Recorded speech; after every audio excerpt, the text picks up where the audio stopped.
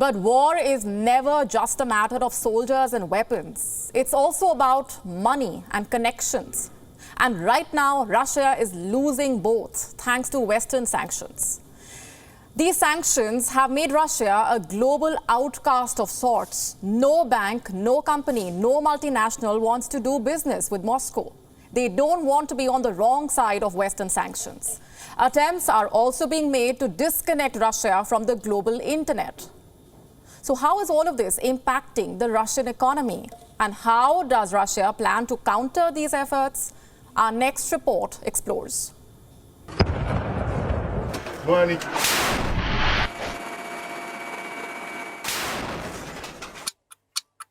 Two weeks ago, Russian companies could sell their goods around the world. Global companies were making investments in Russian projects. The people of Russia were buying MacBooks and Toyotas at home. They were also freely spending their rubles abroad. Now they're in a financial bind. Their currency has tanked by 30%. Interest rates have risen to 20%. Inflation is at 9%, and foreign reserves worth $630 billion have been frozen. It's as if a new Iron Curtain has descended upon Russia. One organization after another is cutting ties with Moscow. The latest to do so are payment companies. A host of them have suspended operations in Russia to further isolate the Russian economy.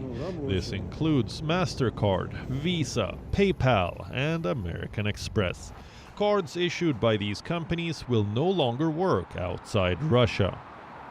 Also leaving Russia are accounting companies like KPMG and PricewaterhouseCoopers, aviation companies like Boeing and Airbus, streaming services like Netflix, Disney, tech companies like Microsoft, Samsung, Dell, and Apple. Automobile companies like Volkswagen, Ford, BMW, Honda, and Mercedes-Benz. Fashion retailers like H&M, Nike, and Adidas. And energy companies like ExxonMobil, BP, and Shell. All these companies have cited their corporate responsibility standards to exit Russia. They say their decision is as much about business as it's about morality. To isolate Russia further, attempts are being made to unplug Moscow from the World Wide Web. Over the weekend, a global internet backbone provider cut its services to Russia. We're talking about Cogent Communications, a US-based company which is by far Russia's largest internet service provider.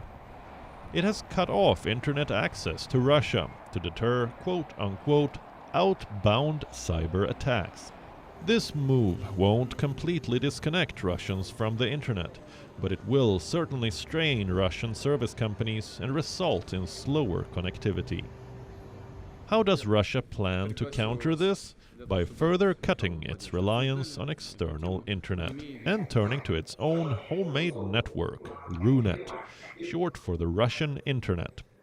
Reports say the Kremlin has instructed all state-owned websites and services to switch to RUNET and adopt the Russian domain name by the 11th of March. This is expected to shield Russians from being cut off from the global internet. Now, here's the thing. The West's sanctions may certainly make things difficult for Russians, but they might just fail to yield a compromise for them. Putin has been preparing for this moment all this while. Over the past 8 years, he has built the Russian state and economy to bear the cost of war. He's made Russians ready to withstand Western sanctions. This fortress mentality is proof that Russia may get disconnected from the world, but it is not going to retreat from Ukraine anytime soon.